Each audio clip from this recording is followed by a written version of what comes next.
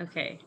Hi, everybody. Thank you so much for joining me on another episode of Get Into It with Gila. Today Hi I guys. have with me, hi, I'm so excited. Today I have Esther Taub from Esther Taub Fitness.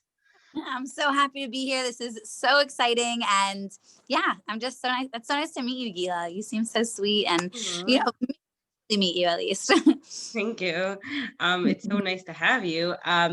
So I will say that I've been following you on Instagram and I've only recently started following you. I only recently found you and I'm like, Mhm. oh my God, this girl is so fun to watch. And I even did one of your exercise classes yesterday. Oh, It's I'm so happy to so I guess hear tell the listeners like who you are, where do you live, and what do you do? you. Okay, so first of all, thank you so much for having me on. It's literally like when you reached out and like spoke a little bit about, who you are and what you do, I was like, oh my gosh, this person sounds awesome. And I would like be honored to speak to you. So really thank you so much for reaching out. All right. So yeah, so I'm a personal trainer. I'm located in Israel. I basically have a dream to kind of get the world to a place of being healthy and loving themselves. So that goes, I guess, mainly for women. Like that's just usually like my audience, but obviously for men as well.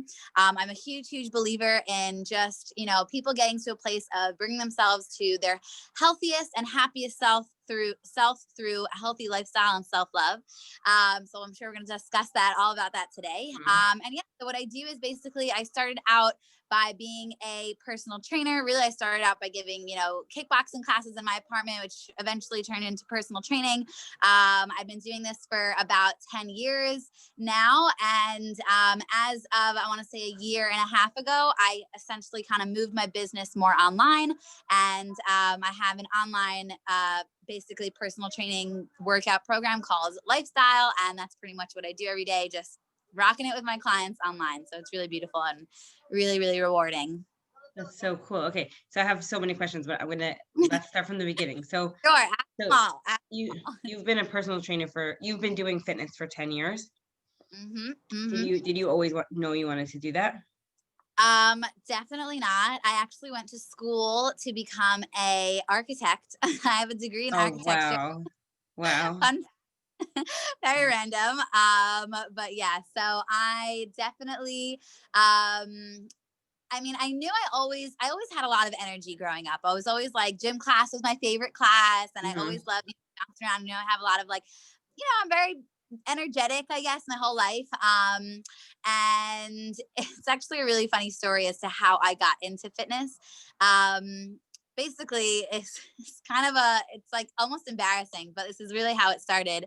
When I moved to Israel, I was 11 years old, so I don't know. I should have been fine with the Hebrew, but I think I just like misunderstood something. When I was looking up workout classes, I was in Shirut Leumi, which is national service in Israel. So this is when I was about 18. And I was just looking up classes like to do, maybe twice a week, like some kind of workout classes to keep me busy during my national service. I was working in a place called Nefesh B'Nefesh at the time, that helps people Mm. make aliyah. Anyways, whatever it is, I started this class. I booked this class. I go there thinking this is just going to be like a workout class, whatever. And I show up and I knew it was the right place. Like I confirmed it and everything, to literally a classroom of people sitting down, taking notes, a teacher at the front of the class talking about the human anatomy and nutrition, things like that. And I'm literally just really confused. I sat there for 3 hours just listening. I had no idea what was happening. 3 hours later, we go into a different room, and there's like a different teacher that comes in, and she starts talking about, everyone's like in workout clothes now, and she starts talking about how to have confidence when giving a workout class and things like that. And I think I just realized right then I had accidentally signed up for a course to become a personal trainer. That's And I literally, hysterical. yeah. And I just sat there, and I remember I just looked in the mirror, like in the studio, and I just looked in the mirror and I was like, you know what, Mm. Esther, you'd be good at this. All right, let's do it. Like it literally, that's how it all started. That's hysterical. Oh my gosh. So how long ago was that? So that was 10 years ago. That was literally at the beginning. I still ended up going to school for architecture afterwards. Like, I just didn't think I could really turn this into a full-time business. I was just doing, classes on the side, personal training on the side. But by the time I finished my degree, like I was just getting clients after client, and the business was really thriving.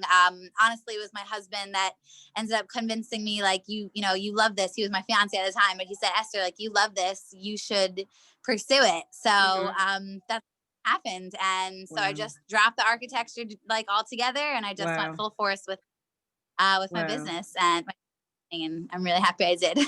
Wow. Okay. So did you always have like a business head though, or was that hard to do the business side? So that's a great question.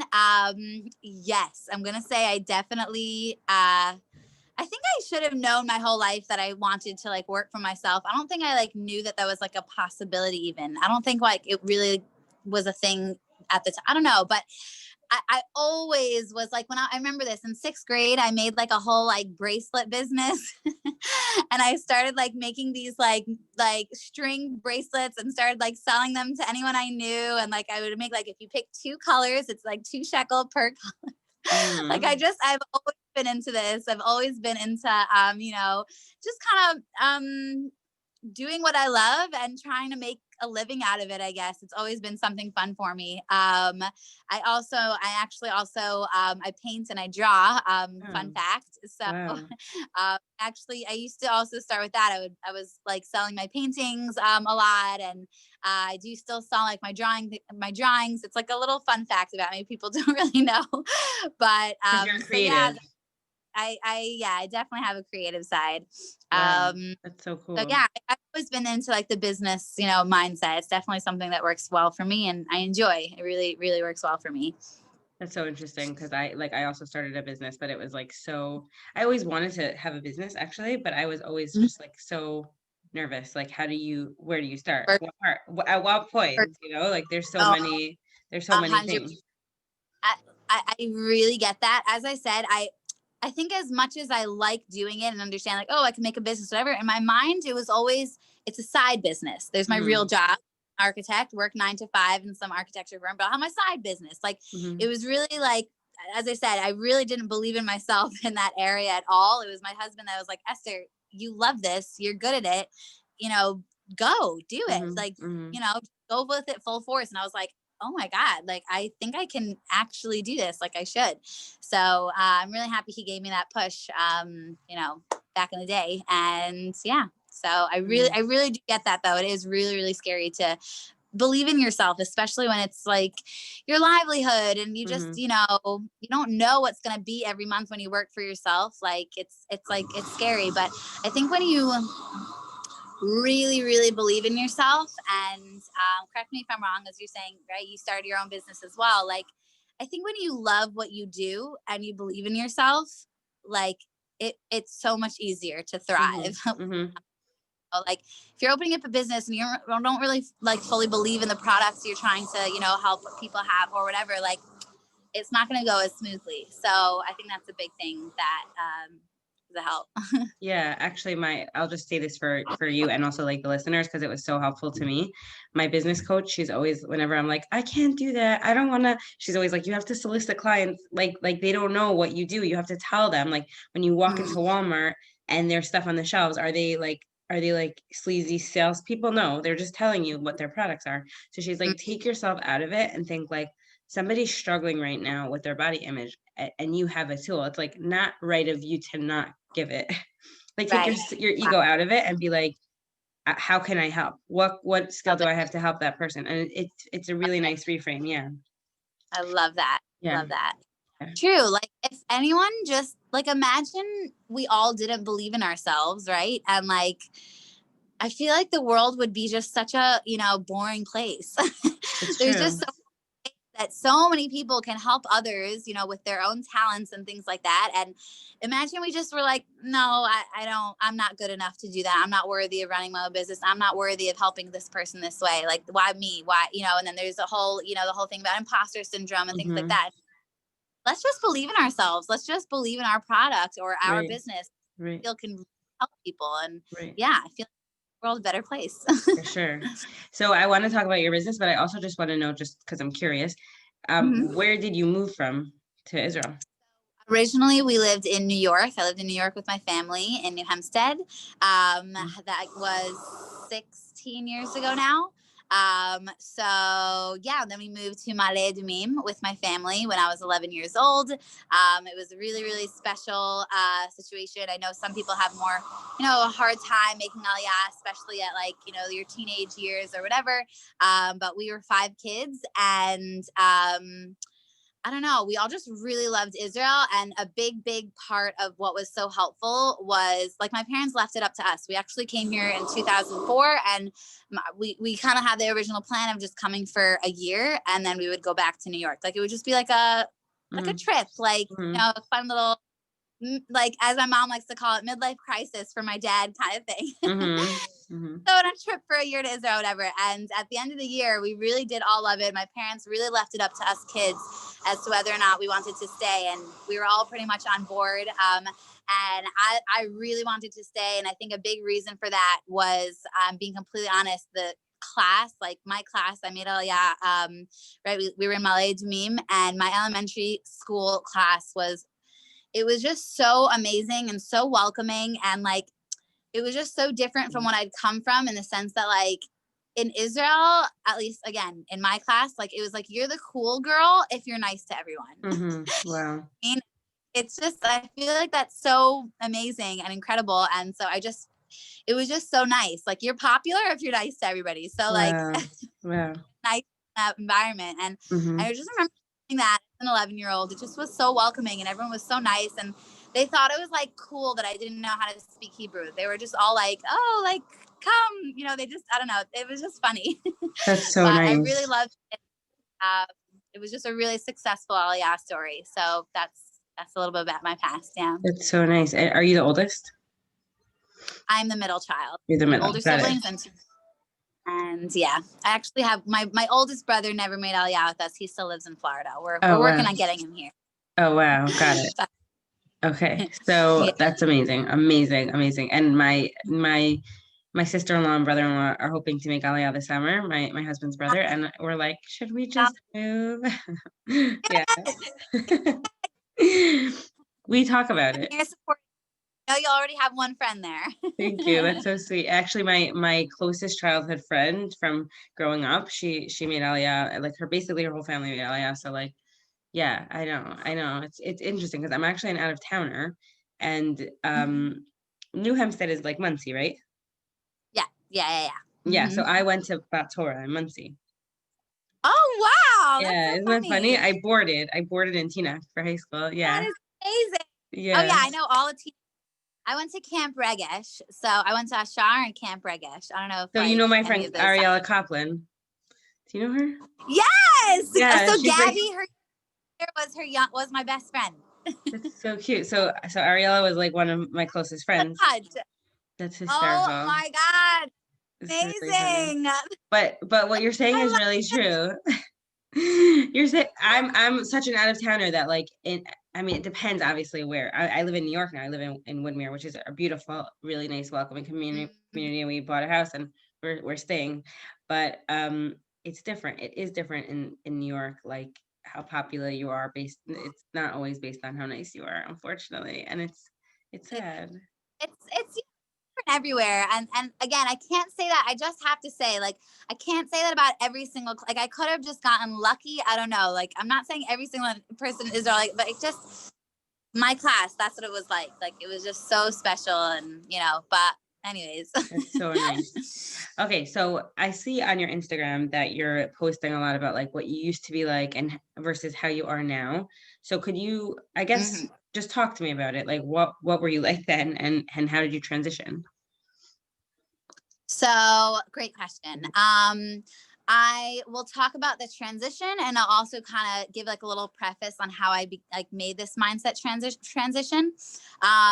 So honestly, this really started, I want to say like about a year and a half ago, a little like close to 2 years ago, when I first got pregnant for the first time. And the only time I only had one son, but basically, so this was my, obviously a very, crazy experience, getting pregnant, and, I never did it before. This is so cool. This is so different or whatever. And mindset really started because, I've been a personal trainer. I've been a huge promoter of health and, loving yourself and things like that. But I think the physical aspect of the whole working out world was definitely very dominant, in my mindset still. And yeah, I worked with many people who were just like, oh, I work out because I want to look a certain way. So when I got pregnant originally, I remember this just like thought. And this thought was basically, okay, I'm going to only get larger from here. My body is only going to continue getting larger every day for the next 9 months. I have the choice to either look at, this pregnancy as like, so I'm going to eat, cake and cookies and ice cream and pasta every day for breakfast, lunch, and dinner, because I'm going to get bigger anyway. So what is, right? And I was like, obviously I'm not going to do that, because the health of this human life that is growing inside of me is my, responsibility. And I want to make sure that the things that I'm putting in my body, obviously, by the way, like, as much as I could. I was like super nauseous the first trimester. All I could down was like smoothie pasta for like 3 months. But after that, whatever it is, like, it was just so obvious to me that I am eating healthy now, because the life and the health of this human life growing inside of me is completely dependent on what I put in my body. So, I'm obvious. So that's how it was just so obvious to me. Like, I have to eat healthy because, even though I'm going to keep getting bigger, it has going to have nothing to do with my appearance, but it is so important for me to keep this baby healthy. That's why I'm going to work out. That's why I'm going to eat healthy. Again, when I was able to. Trust me, the first trimester, there was no working out. There was no eating healthy. I mean, it was just nausea. It was just horrible. Anyways. I understand. I have 3 kids. Yes. So, okay, cool.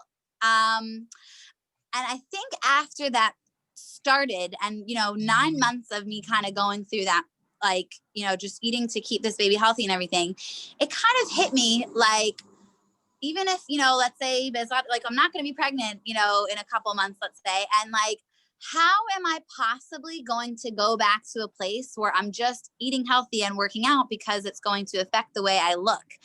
Like, how could I possibly look at, this baby that I'm like, it's my job to take care of it in terms of working out and eating healthy. How can I possibly not do the same thing for myself? Like, it's like, it was almost like obvious. It was like this big smack in the face. Like, it has so much more to do with just the way that you look. And that was kind of how it all started. Obviously, in addition to this, just, again, I've been in this industry for years, and I have been training the same. I'm going to take 2 different, women as an example that I'm thinking in my head. One of them will, it's just to show how different people's genetics are. One of them will do both of them, I'll train let's say, more or less the exact same way. One of them will have like, a shredded 6-pack within like 2.5 months. Like, she'll be like, whatever, and possibly not even work out, multiple times a week, not even work that hard per se. And then another person, I'll give the same exact, kind of routine that's perfect for her, etc. And it will take her years to get to that place, if anything. And in terms of just the looks, right? While they're both healthy and they're both working out beautifully and, giving themselves beautiful nutrition and, in a healthy way. And yet they look very different. So I knew this the whole time, but I think once, like 2 years ago, once this whole pregnancy, I was like, I need to start telling people this. Like, everyone has to stop having expectation of, I work out, I do this, I'm going to look like this. You're not. No, look, genetics are going to define how you're going to look.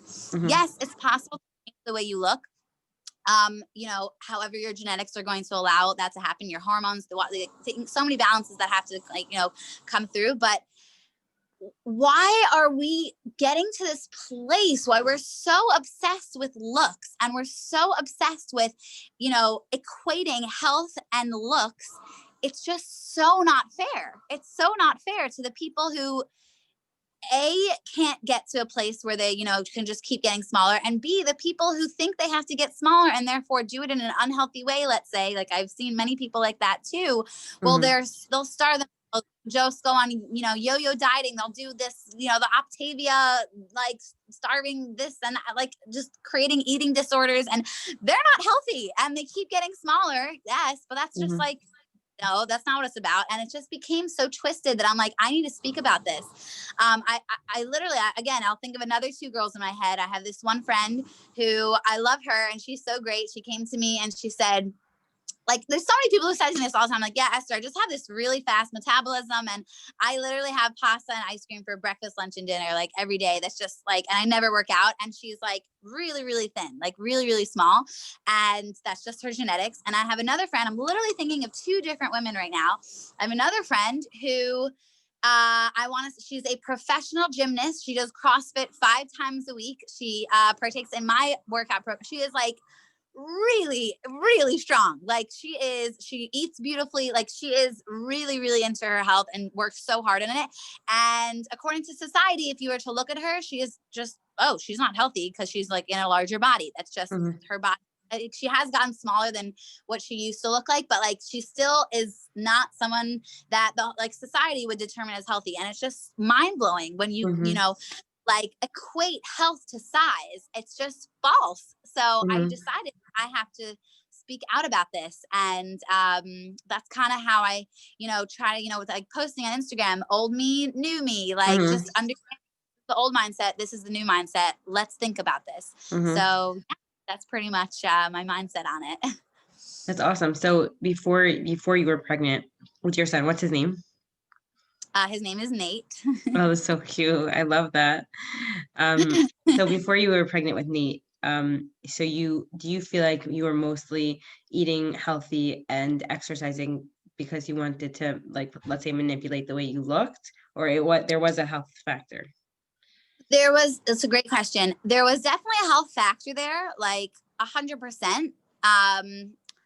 It was always really important to me. I always, had the mindset of like, I want to be a really strong grandmother one day who can run around with the grandkids. And I want to be able to, inspire others to be healthy, like things like obviously there was health factors involved, or building up I wanted to have, confidence. I wanted to feel powerful. I wanted to be strong, these were all things that were definitely on my mind 100%. But, I think the aesthetic goal was very dominant, 100%. It was definitely there. Like, it was like one of my life goals. Like, I need to get a 6-pack, and that's just not my genetics. Like, I just don't have genetics to have, that kind of tones, like physique. And by the way, just a side note, I also have something called PCOS. I don't know if you've heard of it, where basically, the main, like issue with it is it's harder to get pregnant. Thank God, Baruch Hashem, like we end, getting pregnant smoothly. But another thing is that it's really, really hard to lose fat from your body that comes with PCOS. So it was just like this, like such a long-term struggle for me. Like I had to work so hard, and I just remember like I would work out literally 7 days a week, intense workouts, sometimes twice a day, just because like I needed to get that 6-pack. And there was this big pressure on me also, by the way, like as a personal trainer. I talk about my clients all the time and my lifestyle ladies all the time, like, of, like their processes, but also as just like a trainer in this industry. It's like, if you don't have a 6-pack, are you even a trainer? Like, it just was like so silly. And I remember I had that pressure on me. Like, I have to be, completely toned and chiseled, bod for people to take me seriously. And that really, really was an aspect, like, a pressure that I had on myself until, like I said, like about 2 years ago, where I was like, this is so dumb. I mean, like, health is the most important thing. This is just dumb. So I really transitioned, and thank God I did, because I am so much happier in life, and I want to say healthier too. Just like physically, it's amazing. Yeah. Have you heard of intuitive eating? Of course. Yes, definitely.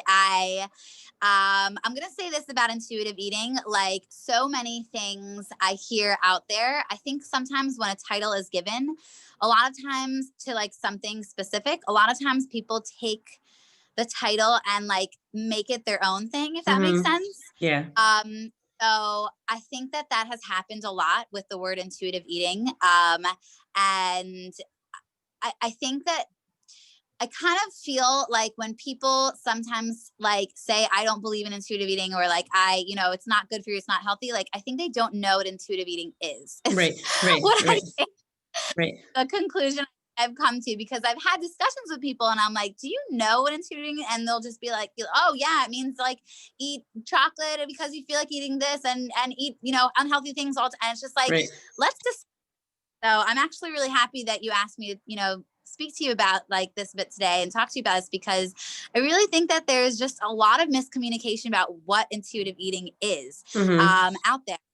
And so, yeah, I am definitely a believer in it. I don't really post the word intuitive eating on my, Instagram that much, because I do feel sometimes that people are not exactly educated in this Yeah. area, don't really understand it. So I just I say all of the definitions of intuitive eating. I just never gave it the title, I guess. But I 100% do believe in it. Yeah. I was going to say also that like I'm actually a registered dietitian, and I'm also a certified intuitive eating counselor. And before I became certified, and I was really, I guess you could say, more in the diet mentality, it was like, I mean, it still is. It's still hard for me because like I'm not in such a thin, but I'm not in a thin body. Like I would, whatever, everyone could determine what type of body I'm in, but I'm not, I'm not like thin. And a lot of clients will be like, well, I don't, I want to be thin. So looking at a dietitian who is not, let's say, in a thin body, it's like it's hard. Like, so, but thank God, like I don't feel like that anymore. Like it's not, you're right. You can't determine somebody's health or lifestyle based on the way that somebody looks. And that's what diet culture really has you believing. So it really does. It's like, it's crazy how for so many years we've been thinking like you could sum a person up just by looking at them in any way, not just in health, but also like how they're doing financially, and how how they are with raising their kids. And we just really don't know. Honestly, we don't really know anything that happens. Yeah, so it's just not fair to judge others, I think, is just like the overall summary of that. It's so unfair and it's so silly. And so, yeah, like I said, I also felt that pressure as a trainer. People are like, well, you don't have a 6-pack. So how, I don't know if anyone said that to me specifically, but it's definitely how I felt, and not fair to think that way. Right. I actually interviewed somebody else. Her name is Gabby Barreto. She's also a registered dietitian, and she's a personal trainer. And like we were talking about this, by like any means, she's in like the quote unquote like perfect body. Like she has like, she's very, very, very toned. And she said that like people would say things to her like, I want to look like you. Like, I want to take your class because I want to look like you. And she's like, you don't even get it. Like, this is, this is genetic. Like, this is like, and it's on the flip side, just understanding that, like, I'll give you another example. Sometimes give workshops in my house on intuitive eating, or I did before Corona. And and like things like certain things really stick out in my mind. Like one woman, she was saying like, when I look in the mirror, I feel disgusting. Like, what should I do? When I look in the mirror, I feel disgusting. Whatever, like really berating herself. And somebody came over to me after and was like, I cannot believe that woman said that. She's gorgeous, and like, like we don't see, like, we don't like, it's crazy. And then another woman came over to me after, and she's like, I have a friend who's really, really thin. And whenever we're all sitting around body bashing, which is horrible anyways, but she's like, whenever we're sitting around talking about our bodies, she's like, whenever she says anything, everyone's like, oh, you're not allowed to talk because you're thin. And she's like, I'm not allowed to talk. Like, so it's just crazy. It's not fair. We've put these expectations. Of course, when we see when we see someone, as human beings, we see someone, we judge. That's just the way it is. We make assumptions. Our brains work on overdrive to figure out what that person is and what they're not. But Mhm. when we, take a step back and we think about it, like we're all human. We're all doing our best. And like you don't know anything about anyone just by looking at them. You just don't. So true, 100%. And I love everything you just said. I could think of so many stories that I've experienced with my clients, like similar situations. And it's just, the bottom line is, let's stop judging others. Like, let's just stop assuming. And, like you brought up so rightfully, like, it's so frustrating when people assume not just your health level, but how you are with your kids, how you run your life, how you are at your work. Like, just because of like the way that you look, like, it's so not okay. It so needs to end. Like, Mhm. that needs to stop. Like, it's like mind boggling how deep, I guess, the world is in diet culture, essentially, which, define, like, basically says, like, you are, you are what you look like, essentially. And your body is uh, a good sum up of the way you run your life. And it's just like, what does that even mean? Like, everyone's body looks different. That's a beautiful, amazing thing. We're all unique. We were all born differently. Not one of us in this world is like born the same. And Mhm. that's a beautiful, amazing thing. And, diet culture kind of teaches us, nope, there's one way that looks beautiful, Mhm. only one way. And if you don't look like it, you know what I mean? Mhm. Like, Mhm. what? That is so Mhm. unfair.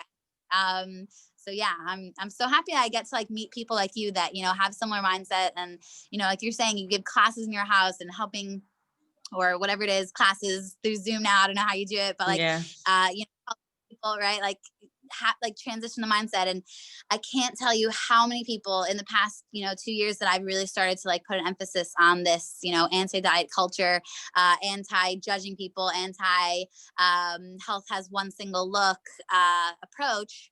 How many people have messaged me like, I needed to hear this. You Mhm. have helped me change my mindset and understand I don't have to bash myself and feel bad at myself every second of every day. Mhm. It's crazy what women have to experience because they were taught that they have to look a certain way, or and the amount, by the way, of stories on the negative side that I've heard, in terms of like women literally developing eating disorders because they want to look a certain way, like Mhm. literally eating disorders because, well, I have to look this way and gotta do whatever I have to do it. And like, literally starving themselves in one way or another to just get to this place and of looking a certain way, and their health, boom, in the trash. Like, Mhm. that's not the most important. So that's why, like, thank God I do have, a large following, and I find it literally my duty to help everyone understand you need to put your health above all. That's it. Mhm. Mhm. That's it. Forget what you're going to look like. Forget what, if you're going to look like that person, forget if you're going to look like that person. Look the way your genetics are going to have you look. You're beautiful no matter what. We're all beautiful in our own unique, incredible way. We need to understand that the health aspect of fitness and eating healthy is the thing that should be at the forefront of our mind, for so many reasons. Like, imagine going through your life as a person who, like, I like to say this all the time, right? Your body is your home. Literally, Mhm. you live in home for the Mhm. rest of your life. Mhm. Imagine you decided to malnourish, not take care of, whatever it is, like be in a home that you are literally suffering in, but it looks a certain way. That's great, but you're literally suffering in this home. That sounds like a terrible life to me. Mhm. Mhm.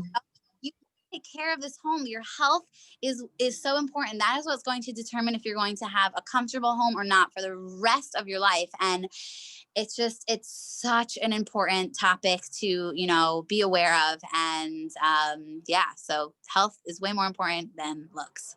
Yes, I love that. I also always say that to clients. Like, I think I tell them, like, this is your one and only body. Like, you're literally, it's how, housing your soul. And like, Hmm. there's I've interviewed so many like amazing women who have spoken about like what they've noticed, like whatever. I'm going to put out a podcast this week about somebody who went through a certain like body change, and she's like, I realized that like my body was literally like a vessel for my soul. And I'm like, wow, that is so Oh, powerful. love. And you still, I love obviously, you still have to take care of your body 100%. I think that's where the misconception of intuitive eating comes in, where people are just like, yeah, just eat whatever you want and just accept your body. No, this is like a proactive approach where you're exactly what you're saying about, like, besides for not judging other people, you're not saying to yourself, well, like you said before, well, I'm gaining weight anyways, so I'll just eat pasta all day. No, like, it. that maybe your body doesn't need pasta all day. Your body needs Mm-hmm. to, maybe your body does need pasta all day. It's obviously, like, there's balance, and you need to find what works for you, and nutrition is so important. But I think it's just taking away that, like, well, I look this way anyways, what's the point? It's not about that. Exercise, Mm-hmm. I always say this, think about all the health benefits of exercise, not related to anything. I say this all the time. I started going to the gym 4 years ago. I exercise probably every day at this point, and I really need it for my mental health. I've not lost any weight. And it's just nothing to do with that. Yeah, Yeah. exactly. Yeah.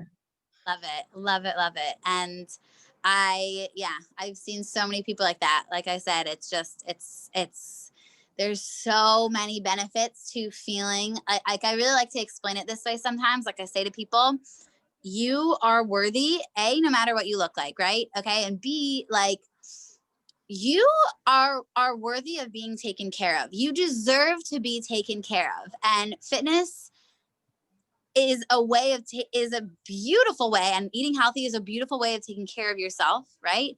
Not starving yourself, not like this, that, like eating things that make your body function and its best and feel its best. And by the way, also mentally, because Mm-hmm. don't even get started with, like, right, we haven't really covered that topic in terms of, like, sometimes I literally will say, yes, eat a cookie if you're going to, like, feel like you're, obviously, again, I think everybody's different and not everyone works the same way, but I have certain clients where they'll eventually end up binge eating cookies because they've had this, like, restrict. I Mm-hmm. can't eat, like, I take it and never, whatever. And then they'll, end up eating 10 cookies. And then afterwards going back and be like, I hate myself. I feel so Mm-hmm. guilty. I'm Mm-hmm. terrible. I'm a bad person. Like, Mm-hmm. wow, like, stop it. Like, it's Mm-hmm. okay. Like, it's about having an overall healthy lifestyle. Like, Mm-hmm. just, no more of this short-term diets that just are physically impossible to keep up for your whole life. Like, Mm-hmm. listen, I think every single person has the right to do whatever they want to do. But what I always try to encourage is find a way of eating healthy that works for you, okay? For you to be, that you enjoy, that you can keep up for the rest of your life. If you think for the rest of your life you'll never put a cookie in your mouth again, and you actually believe, like, great, okay, whatever, but, like, that's usually not that. Like, Mm-hmm. just go a route that 100% you feel you can live the rest of your life this way. And this way you won't feel guilt and upset when you fail, Mm-hmm. because it feels bad. It's sad to fail, and it's upsetting to fail. And imagine you set these boundaries on yourself around, like, food is such a huge part of our life. We eat multiple meals every single day. And imagine there was just guilt and shame surrounding all of the foods, in the world. Like, it's like, it's not fair to give Mm-hmm. yourself that kind of, those kind of intense, unattainable boundaries. Yeah. So yeah, 100% with you. Like, I like to, again, I always stress to everybody, health is the most important thing. If gentle nutrition and having, a long-term lifestyle, like, is like like, that's the thing that you should be aiming for. That's awesome. I know you have to leave soon, so Ah, I'm having so much fun. I know. You'll come back. You'll come back. I Okay, so just tell the listeners where they could find you, and I'll put everything in the show notes also. Sounds good. So, my name is Esther Taub of Esther Taub Fitness. You can find me on Instagram, Facebook, YouTube, TikTok. I'm pretty sure that covers everything. Okay. And on each of them, I am Esther Taub Fitness, EstherTaubFitness. And yeah, obviously, if you're interested in working out with me, or, transitioning, having, your mindset kind of get to a healthier place, and joining basically my online workout program called Lifestyle, you can go to my website, which is esthertaub.com. esthertaub.com/lifestyle. And you can get all the details about the program or private message me. It's a beautiful place. We have now hundreds of women just changing their Wow. life. It's so special, and it's so wonderful to see people putting their health first in a safe and beautiful environment. So I'm really, I love what I do. And yeah, if anyone's interested, I'm more than happy to speak to them. Amazing. Thank you so much for your time. This was awesome. Of course. Thank you so much for your time. And Gila, you're so amazing. And it was just so nice speaking to you. And I love finding other women, who have similar beliefs to me. And it's really just, it's so comforting, like knowing the world is in good hands. You know what I mean? It really is. Yes, I know. I feel the same way. For sure. Anyways, so yeah, thank you so much. Okay. Have a great day. Bye. Bye.